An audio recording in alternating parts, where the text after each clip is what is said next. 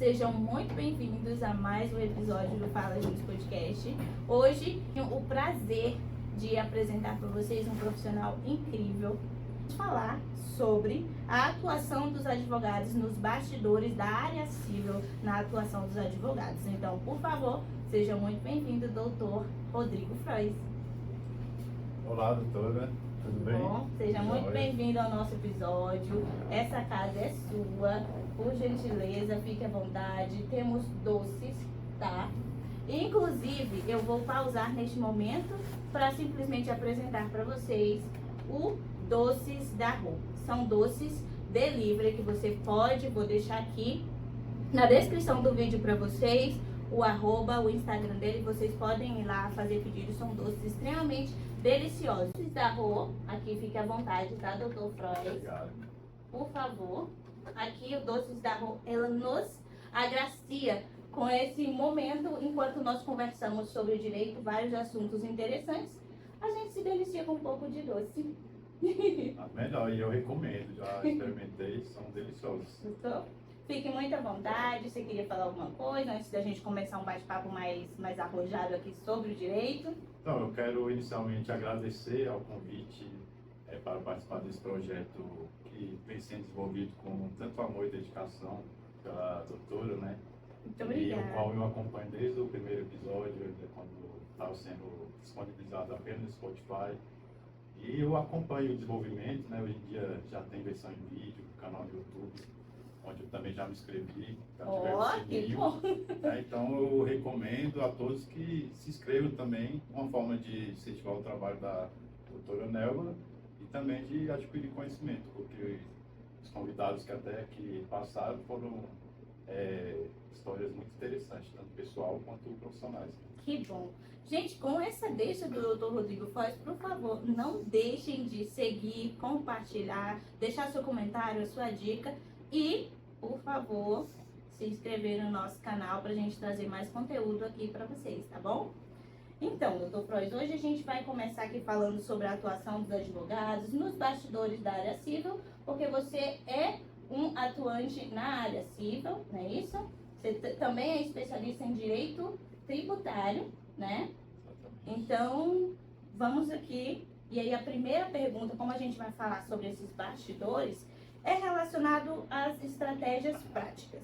Quais são as estratégias práticas que os advogados podem enfrentar para acelerar o andamento dos processos nesse âmbito da área civil, né? Já que você é especialista nesse assunto. Então, antes de adentrar no mérito assim, da questão propriamente dita, o direito civil, a área civil em geral, não foi a minha primeira paixão assim que eu entrei na faculdade. Como muitos outros advogados, né, eu me interessei mais pelo direito penal. Inclusive... Todos se apaixonam pelo direito penal, né? O meu TCC foi na área de criminologia. Sério? Né? Exatamente, mas acabou que a vida, né, as ocasiões que foram aparecendo, foram me trazendo para a área civil. Então, meu primeiro cliente foi meu pai, então já foi uma ação na área civil. Depois já veio a mãe de um amigo também, onde a gente conseguiu uma pensão para ela também já na área civil. Então, por mais que eu já tenha atuado em outras áreas, né, do direito, já atuei em ação penal, execução. No início da carreira eu atuei bastante em reclamação trabalhista, mas a vida, as ocasiões sempre têm me trazido para o direito civil, onde eu venho atuando desde setembro de 2015, né, quando eu peguei a minha carteira da OAB. Então eu estou nessa área desde então, né. Então, respondendo a sua pergunta, tem opções que o advogado pode fazer para traçar estratégias para acelerar o processo, vamos focar na área civil, né? E essas estratégias a gente já começa a traçar assim que a gente recebe o cliente e ele traz aquele caso ali que está preocupando ele, né? Aquele bem da vida que ele está buscando ali tutelar, resguardar. Então, ali no momento, você já tem que traçar uma estratégia, né? No caso, você, se for esperar o processo ele desenvolver até o final, passo a passo, ele leva um certo tempo, entendeu? Então, o advogado ele tem que atuar de uma maneira mais incisiva para, se ele, o objetivo dele for acelerar o processo, porque tem alguns casos que o objetivo do cliente é segurar, né, Sim. a demanda. Então, Isso depende de cada... isso depende, né? Então, você analisando ali já no atendimento ao cliente, o advogado civil, ele já tem que tentar encaixar a situação apresentada por cliente, e até uma forma de você demonstrar a segurança para o cliente, demonstrar um encaixe numa tutela ali provisória, né? Seja de urgência, seja de evidência. Porque ali você antecipa o que seria deferido, concedido só uma sentença de mérito, mas E não após... se sabe quando, não né? se sabe quando, porque... igual O processo demora, né? Demora, é lógico, é da natureza do processo demorar, né? Até para garantir o contraditório e ampla defesa. Então, já quando atende o cliente, o advogado que atua na área civil tem que tentar, do meu ponto de vista, dos advogados que atuam nesse escritório que eu faço parte, tentar adequar o caso a uma dessas tutelas provisórias, né? Entendi. E nesse caso, quando você informa isso para o cliente, traz essa possibilidade, ele já fica até mais confiante, né? Porque ele tem que esperar todo o passo. Então, a primeira estratégia é você tentar encaixar ali na tutela provisória. Mas simplesmente você fazer uma petição bem feita, né? Fundamentando ali uma tutela provisória de urgência ou de evidência,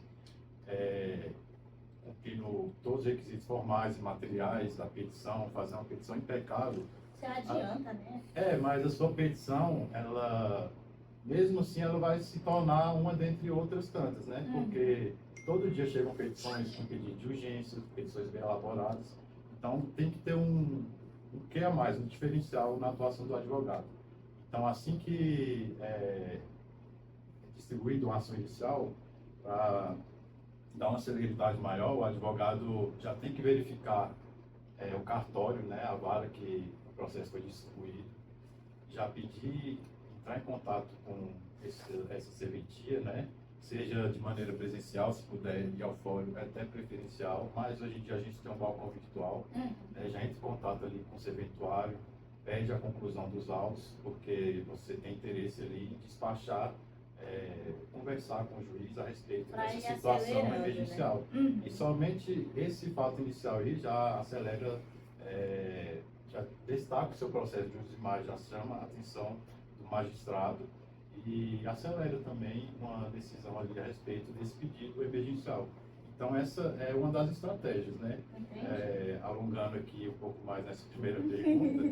Fique à vontade, não tem outro problema. ponto importante que me veio aqui à cabeça, estratégia, no momento da sustentação oral. A doutora tem feito bastante sustentação oral, ultimamente, eu venho acompanhando os seus stories, né? Então, não basta simplesmente a gente fazer a sustentação oral, isso é um ponto muito importante. Elaborar os memoriais, por mais que seja ali bem feito, né, com argumentos lógicos, né, mas tem que ter um diferencial na atuação. E qual que seria o diferencial? O que a maioria dos advogados faz? Eles informam que tem interesse na sustentação oral, assim que recebe a intimação, né, sobre a sessão de julgamento, mas eles elaboram um memorial e aguarda o dia de fazer a sustentação. Ou faziam como na época da pandemia, que simplesmente protocolava o memoriais lá no processo mesmo, né? Então, a maioria ainda... E ficava por isso mesmo. A maioria ainda adota essa prática, né? Protocola e espera o dia da sustentação oral, vai lá e fala. Mas isso aí, no meu ponto de vista, feito desse jeito, vira somente um ato assim, sem muita validade, não ajuda muito no objetivo, sim, né? Até porque, como a doutora bem sabe, pelo menos a gente vem vivenciando isso na prática, quando a gente já chega na sessão de julgamento, os desembargadores já estão com o voto pronto. Exatamente. Então, tem alguns casos que eles até falam já antes da sustentação, já foi deferido o recurso, foi deferido, vai querer fazer mesmo assim a sustentação? Isso é verdade, na última que eu fiz aconteceu isso pois mesmo. Então, se você tem que ter um diferencial para que, antes do desembargador fazer o voto dele, você tem um contato com o desembargador, né? Diretamente com ele, explica as É, razões do caso, os exatamente. pormenores, né? Porque você, fazendo o memorial, ali você verificando quem é o relator, os vogais que vão participar da sessão de julgamento, você faz um memorial endereçado a cada um dos componentes da sessão de julgamento, vai lá Tá em pessoalmente, casa, do gabinete. conhece cada um, aperta a mão de cada desembargador, desembargadora, né?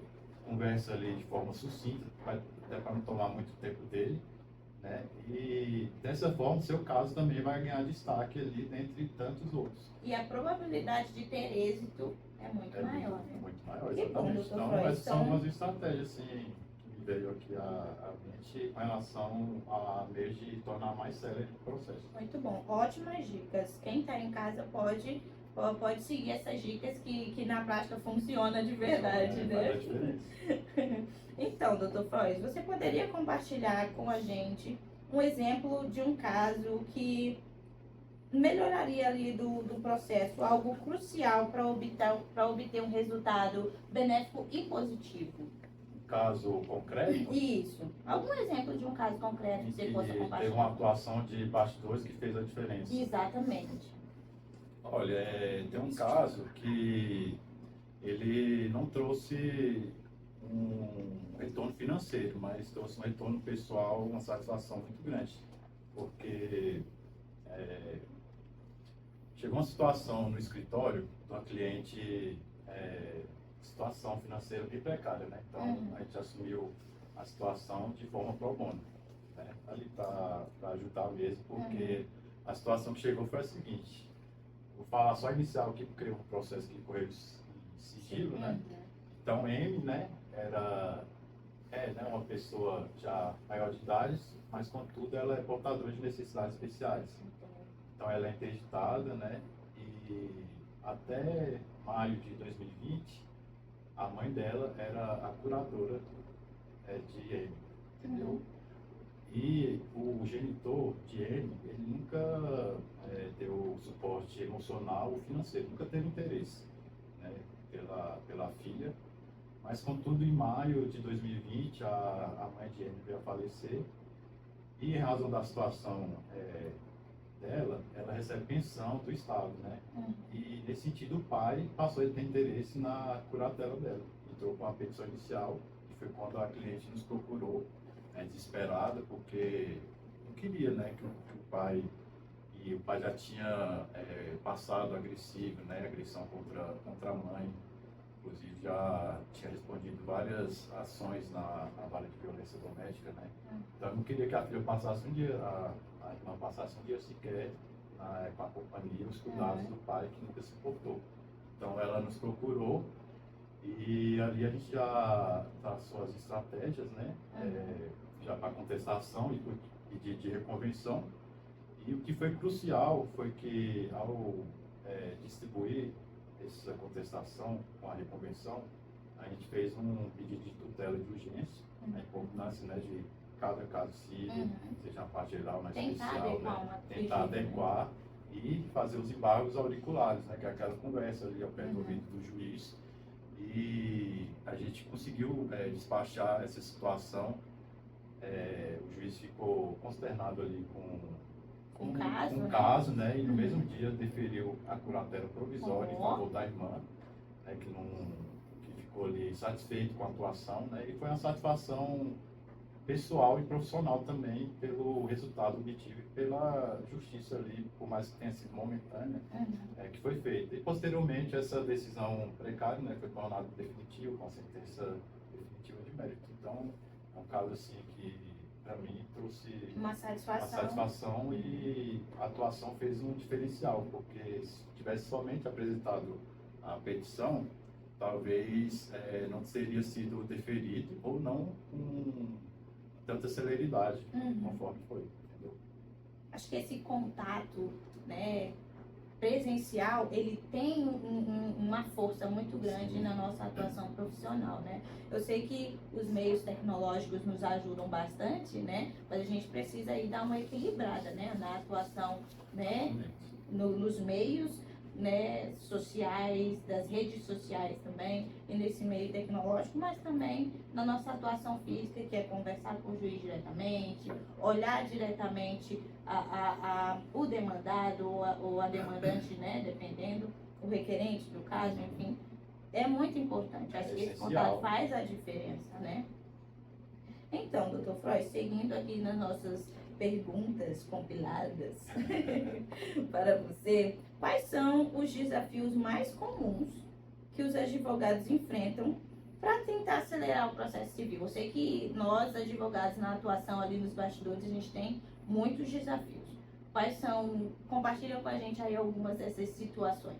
Olha, atualmente, igual a doutora falou, a tecnologia, né, vem para ajudar, mas também tem alguns pontos negativos. Sim. E o que eu posso trazer é que tem sido meio que um obstáculo, é que com a pandemia, né, foi instaurado nos poderes públicos a questão do trabalho telepresencial, chamado home office. Então, atualmente, alguns servidores, magistrados ainda continuam meio que de forma híbrida, né? Ficam alguns dias em casa, outros dias estão no fórum. E o advogado fica um pouco que perdido, né? Não tem um dia certo para encontrar o juiz no gabinete com essa situação. Então, quando tem uma situação urgente, a gente dificilmente tem encontrado juiz nos gabinetes. Então, quando quer despachar, é necessário fazer um agendamento, tá? Pelo site, pelo menos a realidade aqui do Tribunal de Justiça do Distrito Federal. Então, esse é um obstáculo que tem causado uma certa dificuldade, né? Então, a gente, ultimamente, tem conseguido falar mais com assessores, com secretários dos magistrados, embargadores e com juízes, tem que agendar. E, às vezes, a situação, o caso, que é uma certa urgência, né? E não dá para esperar 2, 3 dias até conseguir falar com o magistrado. E às vezes nem tem ali data para agendamento, né? Próxima do que a gente precisa. Exatamente. Então, 2, 3 dias já pode fazer diferença no direito que está sendo pleiteado ali pelo nosso cliente. Sim. Entendeu? Então, essa é uma dificuldade atual, né? Que eu tenho verificado. E outra dificuldade, assim, que para mim não faz muita diferença, mas para outros advogados, principalmente início de carreira, são contatos com servidores, né, que às vezes estão ali mal-humorados, né, que te tratam com certa falta de educação. Isso no Poder Judiciário eu vejo com pouca frequência, né, apesar de que a gente escuta no âmbito do país em geral que sempre há violações de prerrogativas, né? Mas perante o Poder Executivo, aí eu verifico mais essa questão de em lugares o advogado é visto até como inimigo, né?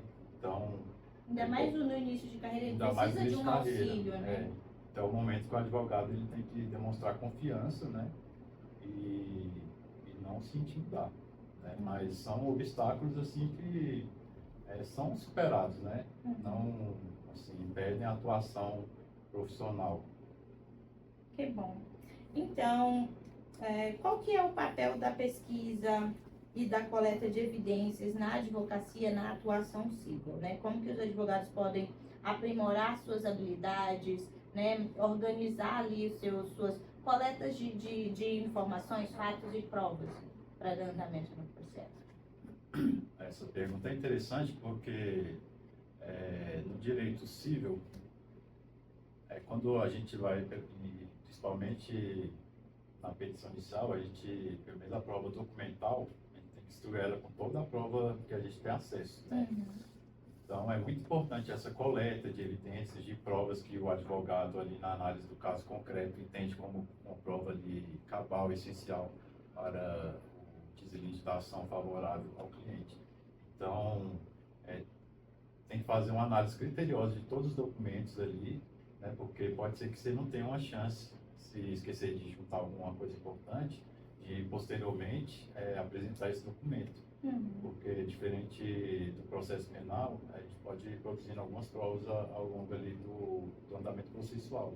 No direito civil também, né? Mas algumas provas como a documental, não. A gente já tem que apresentar ali tudo que a gente entende que é necessário. Né? E se esquecer alguma coisa, infelizmente, tem aquele É jogar. justamente por isso essa pergunta, porque principalmente os advogados que estão começando agora têm essa dificuldade, É. né? Quais são os documentos que eu vou precisar utilizar para determinada ação, né? Quais são as evidências aqui, o que eu posso usar? Eu posso usar tal prova, né? Eu posso usar esse vídeo, eu posso usar esse print de WhatsApp e hoje, atualmente, né? A gente não está podendo muito utilizar, não está sendo aceito, né? Print, né? O WhatsApp, de o print, WhatsApp, assim, que a gente tira. porque são facilmente Manipulável. manipuláveis. Tem aplicativos, né, Uhum. que a gente já ouvi outro dia no Instagram, né, que a pessoa vai manipulando a informação ali, Exatamente. como se fosse um print que foi Uhum, feito. como se tivesse sido uma conversa entre seres humanos e na verdade nem aconteceu. Então essa questão da produção de prova, né, e tem ficado cada vez mais complexa, até por conta da tecnologia e da utilização dela para acabar burlando, né, alterando documentos. Então é uma questão que infelizmente não dá para dar uma resposta assim específica, né, vai variar do critério do caso ali específico, né, entendeu? Então vai da expertise ali da análise do advogado. Eu vou pausar nesse momento porque o doutor Freud não beliscou um docinho. É sério, O assunto tá tão interessante aqui, né, que a gente Não, vai mas, falando. mas a gente tem pausa suficiente para comer um doce. Por favor, fique à vontade. Tome uma água também. Aqui a gente toma água, tá? Que nós somos extremamente sérios. E nesse tempo seco, né, que a gente é importante. Exatamente. Gente, seguindo aqui, eu compilei mais uma perguntinha aqui para o Dr. Freud. Quais seriam, assim, os maiores desafios que os advogados enfrentam nos bastidores da advocacia hoje em dia, mas no sentido geral, né? No sentido de contratação, como que a advocacia está sendo para você, né? E para a grande maioria, que eu sei que a gente consegue visualizar, né? Como que a advocacia ela está sendo de fato respeitada, ou o advogado é respeitado de fato, a nossa atuação ela está sendo aceita e nós estamos sendo direcionados ou aceitos da forma como deveríamos ser?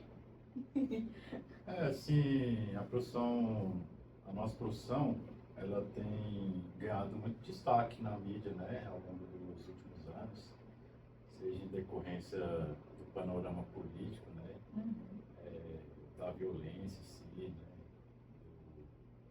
dos inúmeros casos que a gente vem vendo na nossa sociedade. Então, a advocacia ela tem ganhado destaques tanto positivos quanto negativos, né? E, infelizmente, a gente carrega, assim, uma pecha de que advogado é malandro e tal, né?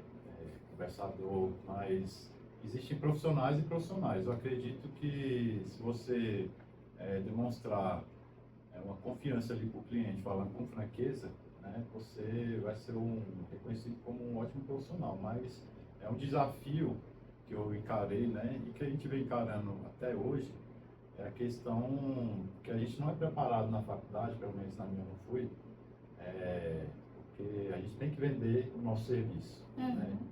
Então, acredito que a gente deveria ter pelo menos uma noção mínima de vendas na faculdade. Esse é um assunto que já foi debatido aqui. Pois é, então nesse programa, é uma dificuldade inclusive. que não é enfrentada só por mim, né? Não por outros profissionais. Então, a dificuldade para advogados de carreira, né, é a questão de prospecção de clientes, formar uma carteira sólida de clientes. Né?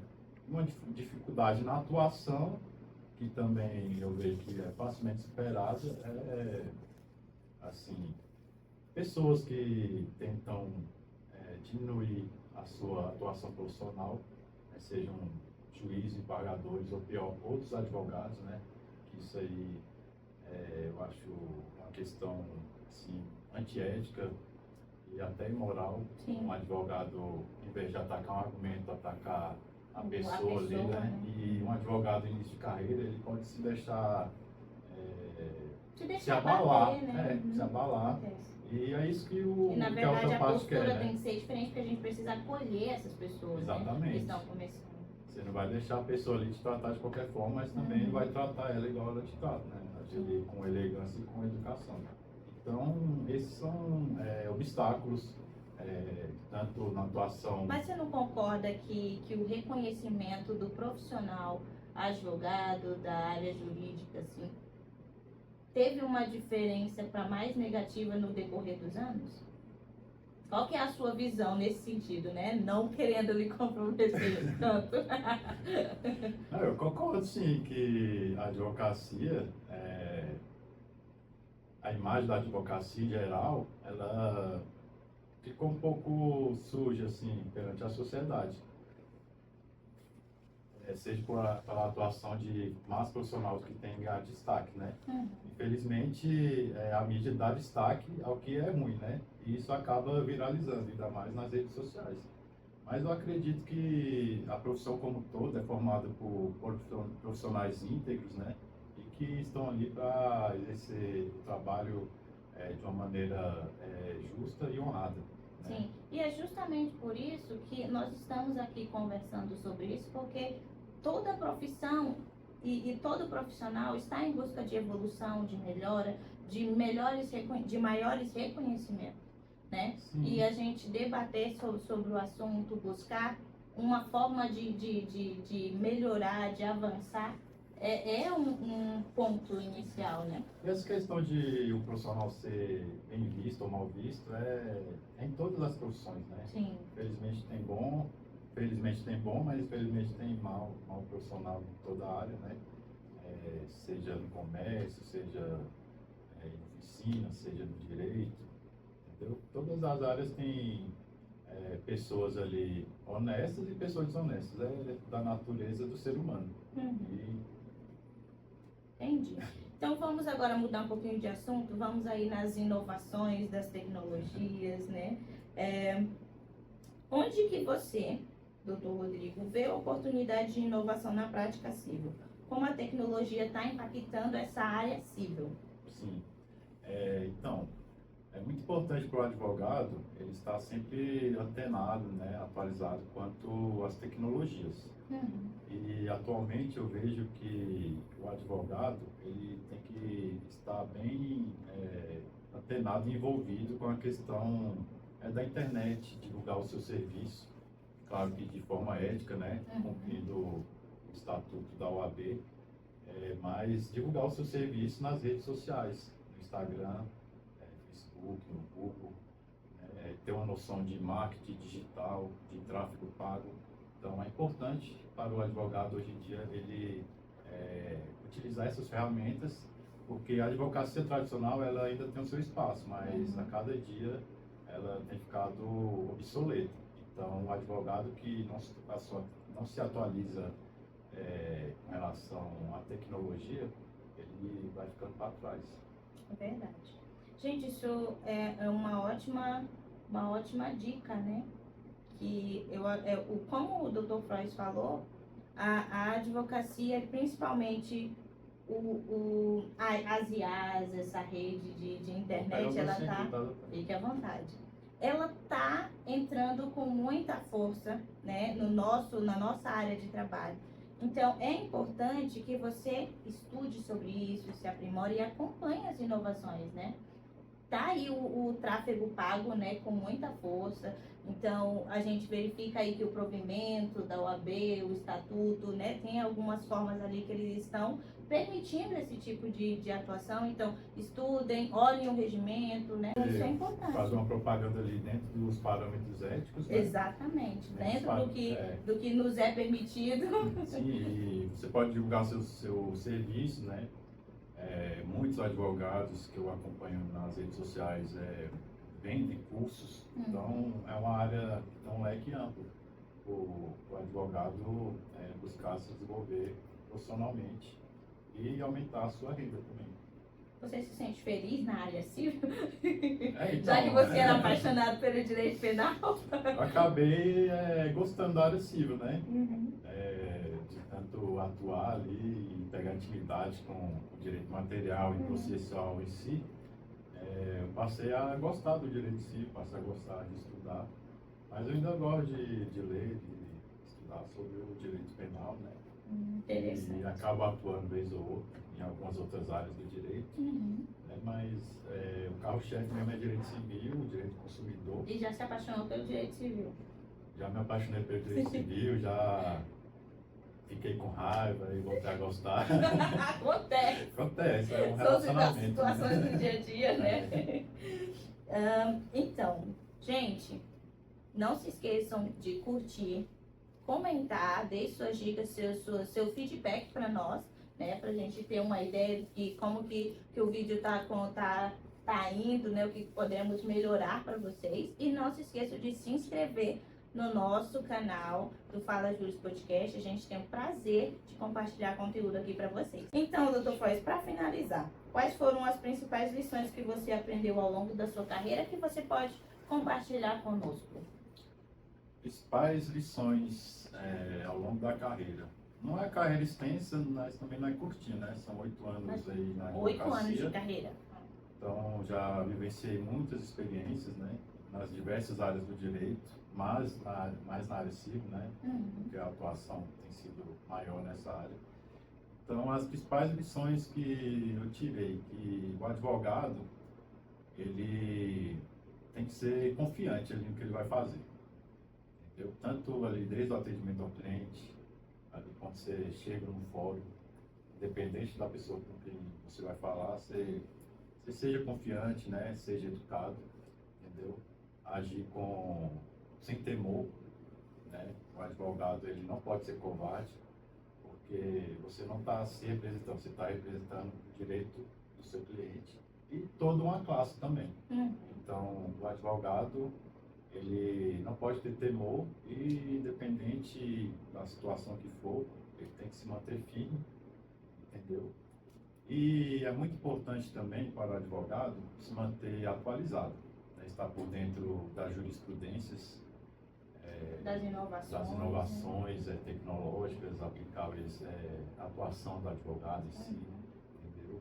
Muito importante também para qualquer fase da carreira, principalmente no início, é a questão de estabelecer uma rede de contatos, o network, né? Então, o advogado de início de carreira, eu aconselho a participar do OAB da sua região, que é onde você vai ter contatos com outros profissionais que estão em início de carreira, profissionais mais experientes. Criar novas relações. Trocar experiências, podem surgir parcerias, né, desses networks e adquirir conhecimento também, entendeu? Porque você andando com pessoas que já estão ali há mais tempo, você vai achar o caminho das pedras, né? Não vai precisar apanhar tanto para chegar em determinados locais. Já facilita, né? Já facilita. Então, eu aconselho, eu aprendi isso, né? Se atualizar e formar uma boa rede de contatos. Muito bom.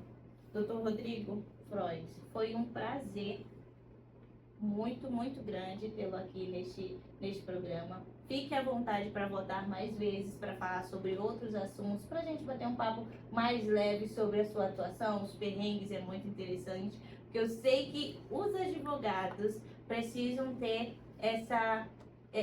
saber exatamente que não são só flores na advocacia, né, doutor Frois? A gente também passa por situações que a gente aprende com elas também, tá bom? Doutor Rodrigo, você quer deixar algum recado, falar alguma coisa? Olha, eu quero agradecer novamente a oportunidade, foi uma experiência ímpar, né? Participar do podcast. Inicialmente eu estava nervoso, né? Mas aí o docinho deu uma acalmada. Eu falei para você, tô com o meu docinho no começo. Aí foi uma troca de experiência legal, um bate-papo bem tranquilo. Então, só agradecer mesmo e espero que seu projeto, o podcast Fala Júris, ele cresça cada vez mais. Né? Então, te desejo sucesso e bons honorários aí pela frente. Amém. É o que nós advogados adoramos essa palavra. Gente, muito obrigada, tá? O Fala Júris Podcast fica por aqui e a gente se encontra no próximo episódio. Até mais.